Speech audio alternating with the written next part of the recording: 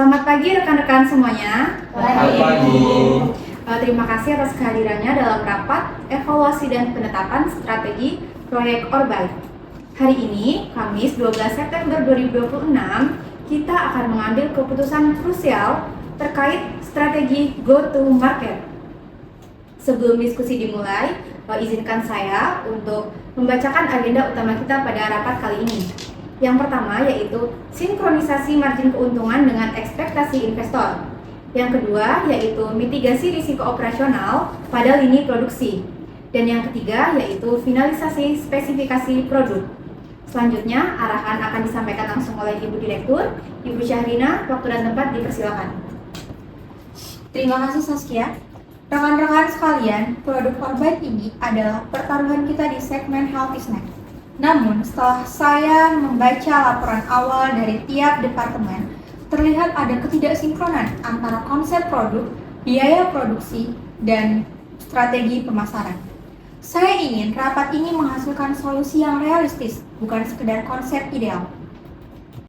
Baik Bu, karena rapat hari ini bertujuan untuk mengunci spesifikasi final dan juga skema peluncuran produk, maka berdasarkan tren pasar, produk camilan sehat naik 12% tahun ini. Namun, laporan awal dari divisi keuangan menunjukkan adanya deviasi budget yang perlu kita selesaikan. Silakan Pak Adam. Oke, mari kita langsung ke inti permasalahan. Tim keuangan telah mengevaluasi proposal dari rekan-rekan R&D dan juga produksi secara mendalam. Berdasarkan perhitungan kami, penggunaan bahan baku berupa Nestum Oat dan white chocolate kompon kualitas premium sesuai spesifikasi awal ditambah dengan kenaikan biaya signifikan saat ini akan memberikan dampak pada struktur biaya kita. Akibatnya dengan harga jual yang dipatok sebesar Rp35.000 untuk kemasan varian 200 gram, kita hanya akan memperoleh margin kotor sebesar 12%. Angka ini berada di bawah target efisiensi perusahaan dan sangat beresiko bagi stabilitas arus kas kita ke depannya.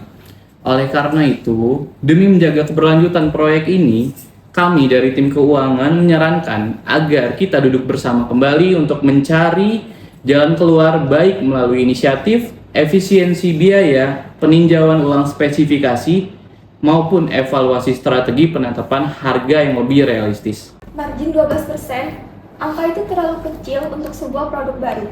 Di industri consumer goods, margin yang sehat setidaknya berkisaran 30% hingga 35%. Jika marginnya sekecil itu, lebih baik saya alihkan saja modal ini ke proyek ekspansi lini produk yang sudah berjalan. Saya tidak mau menanamkan modal kepada bisnis yang memiliki keuntungan yang sedikit. Baik Bu Arifah, saya memahami kekhawatiran Anda mengenai margin tersebut. Namun, dari sisi pengembangan produk, konsep premium ini justru dirancang untuk menciptakan nilai yang bisa diterima konsumen tentu saja, di harga yang lebih tinggi. Tanpa elemen seperti almond dan white chocolate, produk ini akan sulit memiliki diferensiasi yang kuat di pasar. Saya sangat mengapresiasi semangat inovasi dan upaya diferensiasi yang diusulkan oleh Ibu Anggita selaku manajer dari R&D. Diferensiasi memang krusial untuk memenangkan persaingan pasar.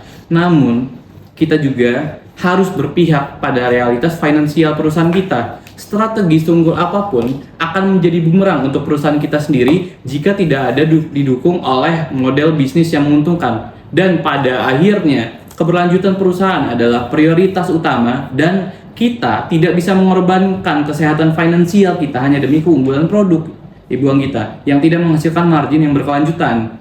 Kalau kualitasnya diturunkan, kita juga bakal kehilangan positioning sebagai healthy premium snack. Oke, kalau begitu kita harus memilih mau mempertahankan produk yang ideal atau fokus pada bisnis yang sehat. Baik, saya di sini melihat dua opsi utama untuk solusi perusahaan kita. Yang pertama yaitu mengurangi berat produk dan yang kedua menyesuaikan komposisi bahan baku. Baik, dari tim produksi bagaimana? Permasalahan utamanya ada pada desain produk Bu Arifah. Tim R&D mengusulkan penggunaan almond slice sebagai topping. Sementara mesin produksi yang kita miliki saat ini hanya dirancang untuk mengolah adonan semi solid tanpa tambahan topping. Jika hal tersebut tetap dipaksakan, kita perlu melakukan modifikasi pada mesin atau mengerjakannya secara manual. yang tentu akan meningkatkan biaya tenaga kerja. Izin menyanggah Bu Talia, tapi saya kurang setuju kalau almond hanya dianggap sebagai topping. Dalam konsep produk yang kami kembangkan, almond itu penting untuk menyeimbangkan rasa manis dari white coklat dan sekaligus memberi tekstur dari rasa almondnya. Kalau almond dihilangkan, Orbit bisa terasa seperti oat cookies biasa dan kesan premiumnya jadi berkurang. Jika penambahan topping dilakukan secara manual, maka kami dari tim SDM harus menambah setidaknya 2 regu tambahan untuk mengerjakan itu, yang mana akan berdampak pada biaya rekrutmen yang akan semakin besar dan juga lembur menjelang lebaran akan semakin meningkat. Setelah meninjau angkanya, biaya produksi jauh lebih tinggi dari estimasi awal. Selain lonjakan harga bahan baku, kita juga harus menambah anggaran pelatihan higienitas ketat karena produk kita tanpa memakai pengawet. Penambahan biaya operasional ini menekan margin kita ke titik yang tidak sehat, sehingga secara finansial proposal R&D saat ini belum layak untuk kita gunakan. Kita butuh efisiensi nyata agar proyek ini tidak menjadi beban bagi arus kas perusahaan. Sebagai alternatif, bagaimana jika almond tetap digunakan tetapi tidak dijadikan sebagai topping? Almond tersebut bisa dihancurkan terlebih dahulu, kemudian dicampurkan ke dalam adonan. Dengan cara ini, proses produksi tetap dapat berjalan sesuai dengan kapasitas mesin yang ada. Langkah ini membuka peluang bagi kita mengoptimalkan struktur biaya dengan beralih ke broken almond. Itu ialah sebuah alternatif yang secara ekonomis jauh lebih efisien untuk arus kas tanpa mengorbankan integritas rasa atau standar kualitas produk kita. Oke, baiklah. Selama rasa dan karakter almondnya masih terasa, saya rasa pendekatan itu bisa menjadi jalan tengah yang baik. Yang terpenting bagi kami selaku tim R&D adalah memastikan identitas rasa yang menjadi konsep utama produk ini tetap terjaga. Tunggu dulu. Kalau kita bicara soal profit, kita juga harus bisa bicara soal volume. Saya tidak peduli seberapa rumit produksinya, tugas saya hanya menjual. Saya sudah menjanjikan ke distributor bahwa Orbit punya varian rasa terbaru dan warna yang menarik. Contohnya seperti matcha dan taro. Jika research and development menyerah karena alasan budget, saya tidak bisa menjamin bahwa produk kita bisa dipajang di supermarket besar ataupun di marketplace. Menanggapi strategi pemasaran yang Anda sampaikan, Pak Norton, saya memahami bahwa kemasan transparan dapat meningkatkan daya tarik produk di rak penjualan. Namun, dari sisi logistik dan distribusi, kemasan tersebut memiliki beberapa resiko yang harus dipertimbangkan. Kemasan yang tidak sepenuhnya tertutup memungkinkan oksigen dan cahaya masuk, sehingga mempengaruhi kualitas produk selama proses penyimpanan dan pengiriman. Selain itu, produk kue oat ini tidak menggunakan tepung terigu, menyebabkan teksturnya lebih rapuh, sehingga beresiko mengalami perubahan kualitas jika kemasannya tidak cukup melindungi produknya. Jika selama distribusi produk mengalami penurunan kualitas hingga menjadi melempem dalam waktu sekitar 2 minggu, hal ini dapat menimbulkan komplain dari distributor maupun racun dalam jumlah besar. Ini jelas berbahaya. Sekali ada berita tentang kue sehat tapi berjamur, tentu membuat citra perusahaan jadi turun. Saya setuju dengan Ibu Indri. Kita butuh kemasan yang lebih protektif, meskipun harus menaikkan biaya kemasan. Kalau semua mau aman, sepertinya kita mending tidak usah jualan aja. Kemasan tertutup tidak akan menarik minat beli impulsif. Kita butuh estetika dan packaging yang menarik. Karena strategi marketing saya tidak hanya menjual rasa, tapi banyak seperti di marketing digital, marketing offline, branding produk, program loyalitas, affiliate marketing, marketing musiman, WhatsApp marketing, dan kolaborasi brand. Tapi, estetika tanpa kualitas rasa itu adalah bunuh diri brand, Pak Norton. Terima kasih semua atas kejujuran kalian semua. Saya sudah menangkap benang merahnya. Kita terjebak antara idealisme produk dan realitas operasional. Ini keputusan saya dan tidak ada debat lagi. Saya ingin almond tetap ada, tapi tidak di atas sebagai slice. Hancurkan almondnya dan campurkan langsung dalam adonan. Ini menjaga rasa, menekan harga bahan baku karena bisa beli broken almond. Dan yang terpenting, bisa diproses 100% menggunakan mesin. Otomatis, jadi aura tidak perlu ada tenaga kerja tambahan. Lalu, saya minta kemasan, gunakan toples plastik pad yang tebal dengan seal aluminium di bawah tutupnya. Untuk estetika, gunakan label transparan berkualitas tinggi agar produk tetap terlihat tanpa mengorbankan ketahanan produk.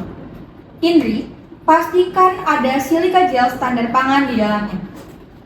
Lalu, untuk varian dan harga, kita hanya rilis 2 varian utama, yaitu coklat dan stroberi. Varian matcha dan taro kita simpan untuk edisi terbatas bulan depan, guna menjaga fokus produksi. Untuk harga, tetap di 35.000, tapi kurangi berat bersih dari 200 gram menjadi 180 gram. Konsumen lebih sensitif terhadap perubahan harga daripada perubahan berat yang sedikit. Lalu Aura, batalkan rencana rekrutmen tambahan. Gunakan sistem insentif berbasis target produksi untuk karyawan yang ada agar efisiensi meningkat. Jika berat produk diturunkan menjadi 180 gram dan almond dicampur ke dalam adonan, padam kira-kira berapa margin keuntungan yang bisa didapatkan sekarang? Evaluasi terbaru dari bagian keuangan menunjukkan penyesuaian posisi pada angka 28%. Menanggapi hal ini, saya memberikan catatan bahwa meskipun angka tersebut masih tertinggal dari target awal kita, strategi ini dapat diambil untuk memprioritaskan keamanan arus kas perusahaan di tengah kondisi saat ini. Perusahaan memilih untuk tidak memaksakan angka yang lebih tinggi jika itu berarti mengorbankan stabilitas operasional jangka pendek. Langkah ini menegaskan komitmen untuk mempertahankan fundamental keuangan perusahaan. Baik Adam, ambil itu sebagai langkah awal. Saskia, buatkan surat instruksi kerja untuk setiap manajer. Saya minta progresnya dilaporkan lusa. Rapat selesai. Baik Bu, notulensi akan segera saya kirimkan melalui email, dan kepada rekan-rekan semuanya saya ucapkan terima kasih.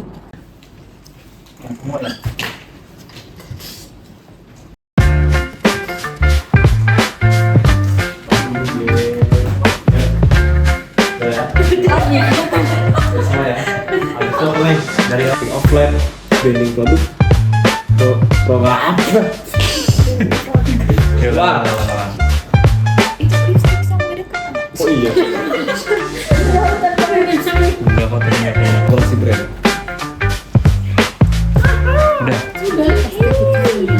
Bagi kami tim Financial menunjukkan penyesuaian posisi pada angka 28%. Ulang. Kelihatan sih.